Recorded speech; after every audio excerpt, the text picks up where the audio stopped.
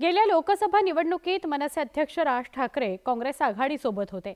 त्यावेळी शरद पवारांनी राज ठाकरेंना जनमानसात असलेल्या पाठिंब्याचं कौतुक केलं होतं। पण राजकारणामध्ये कधीच कुणी कायमचा मित्र अथवा शत्रू नसतो। या निवडणुकीत राज ठाकरे महायुती सोबत गेल्यामुळे पवारांनी राज ठाकरेंच्या राजकीय अस्तित्वावरच प्रश्न उपस्थित केलाय। पहिल्यांदा काँग्रेस फोडली त्यांनी, पुन्हा याच शरद पवारांनी छगन भुजबळांना फितवून बाळासाहेबांची पुन्हा शिवसेना फोडायला लावली। ठाण्याच्या कळव्यात झालेल्या प्रचार सभेत राज ठाकरेंनी फोडाफोडीच्या राजकारणावरून शरद पवारांवर शरसंधान साधलं होतं। राज ठाकरेंच्या या टीकेला गेल्या 2 वर्षातील शिवसेना आणि राष्ट्रवादी काँग्रेसमधील फुटीची पार्श्वभूमी होती।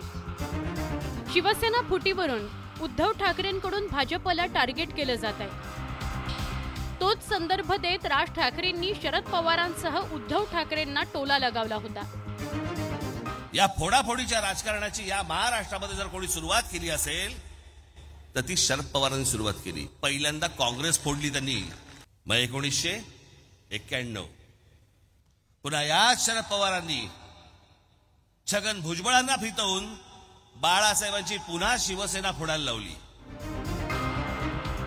राज ठाकरेंनी लोकसभा निवडणुकीत महायुतीला पाठिंबा दिलाय।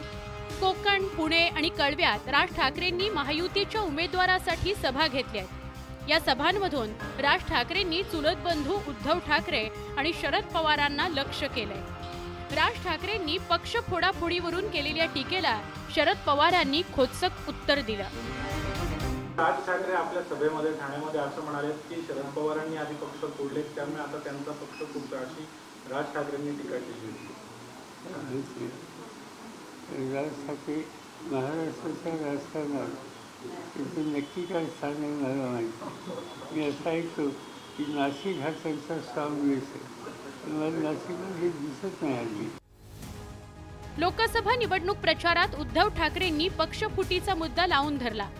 शिवसेना फुटी मागे भाजपचा हात असल्याचा आरोप उद्धव ठाकरेंकडून केला जातोय।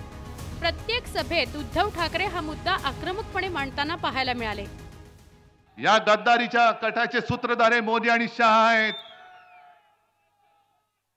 हे डोकं न खाजवता दाढी खाजवून बोलल्यामुळे मिंदे खरं बोलून गेलेत। मोदी आणि शहाने महाराष्ट्राच्या पाठीत खंजीर खुपसलेला आहे।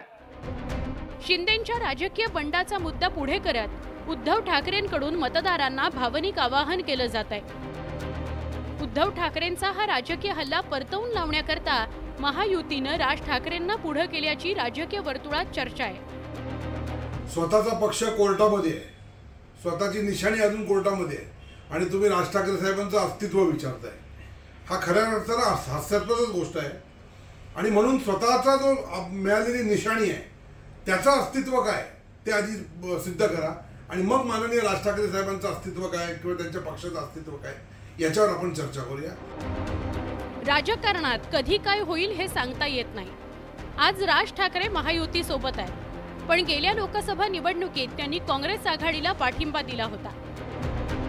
राज ठाकरेंचा राज्यात मोठा राजकीय प्रभाव असल्याचं त्यावेळी पवारांनी सांगितलं होतं। पण आता तेच राज ठाकरे महायुती सोबत गेल्यामुळे पवारांनी राज ठाकरेंच्या राज्यातल्या राजकीय स्थानावर सवाल उपस्थित केलाय।